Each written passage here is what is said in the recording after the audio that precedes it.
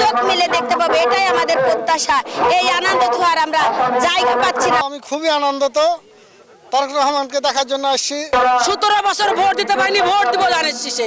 পুরো বাংলাদেশে ধানের শীষের জয় জয়কার ধ্বনিতে তাকে মাতিয়ে রাখবো ইনশাআল্লাহ। বিএনপি চেয়ারম্যান তারেক রহমান বক্তব্য রাখবেন এবং আজকে আসার মধ্য দিয়ে 19 বছর পর তারেক রহমান বগুড়ায় ফিরছেন, পিতৃভূমিতে ফিরছেন। নেতাকর্মীদের যেমন উজ্জীবিত, সাধারণ মানুষও তেমন উজ্জীবিত। আমরা একটু কথা বলতে চাই আজকের এই কর্মসূচি সম্পর্কে বগুড়া সদর উপজেলা বিএনপি সভাপতি এবং জেলা বিএনপি সহসভাপতি আব্দুল আহমেদ খান রুবেলের সাথে। কতটা প্রস্তুত বিএনপি?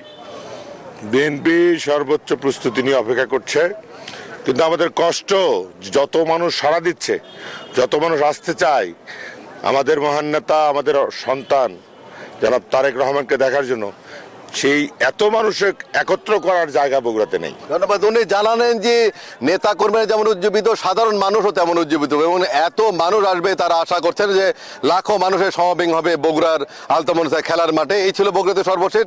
একই খবর জানতে চলে যাব রাজশাহীতে সহকর্মী মারুফার কাছে।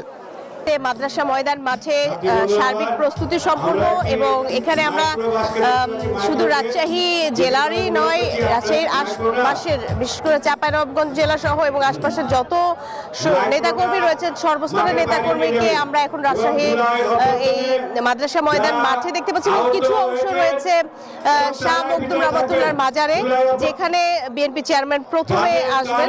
সেই মাজার জিয়ারতের পরে সরাসরি এই মাদ্রাসা মাঠে আসবার কথা রয়েছে। বিশেষ করে এবারকার নির্বাচনী প্রচারণা ভিন্ন আমেজ পেয়েছে। দীর্ঘ বছর পরে চেয়ারম্যানের এই স্বদেশ প্রত্যাবর্তনের ফলে এবং সরাসরি তিনি দীর্ঘ 17 বছর পরে নেতাকর্মীদের সামনাসামনি আসছেন, এটি একটি ভিন্ন মাত্রা যোগ করেছে। বিশেষ করে যারা তৃণমূলের নেতাকর্মীরা রয়েছেন তারা ভীষণ উচ্ছ্বসিত। তারা বলছেন, অনেকে কিন্তু গতকাল রাত থেকেও কিন্তু এখানে এসে অবস্থান নিয়েছেন। তো তারা সামনাসামনি এই বক্তব্যটি শুনতে চান। এটি শুধুমাত্র নির্বাচনী প্রচারণা নয়, তাদের কাছে নেতাকে সামনাসামনি দেখার একটি বড় উদযাপনের বিষয় তারা বলছেন।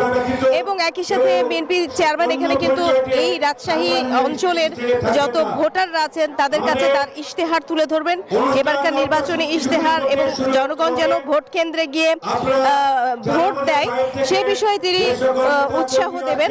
তো আমরা রাজশাহীতে সকাল থেকেই যেই আবহাওয়াটি দেখছি, এটি একটি আনন্দমুখর আবহাওয়া, উৎসবমুখর আবহাওয়া এবং নির্বাচনী আবহাওয়া। এই নির্বাচনী আবহের মাঝে আজকে বিএনপি চেয়ারম্যান এখানে আসছেন এবং নির্বাচনী জনসভায় যোগ দিয়ে সকল ভোটারদের কাছে ভোট চাইবেন ধানের শীষে। তো মোটামুটি তিনি ঠিক দুপুর 2টা নাগাদ এখানে আসবেন এবং নির্বাচনী জনসভায় তিনি যোগ দিবেন এবং ভোটারদের উদ্দেশ্যে বক্তব্য রাখবেন, তার ইশতেহার তুলে ধরবেন এবং ভোট চাইবেন। সবশেষ এখানে আসলে অপেক্ষার প্রহর গুনছেন যারা আয়োজকরা, যারা নেতাকর্মীরা, যারা সমর্থকরা। রাজশাহী ময়দান মাঠ থেকে এই ছিল সবশেষ তথ্য আমার কাছ থেকে মাদ্রাসা মাঠে। মারুফা, আপনাকে ধন্যবাদ।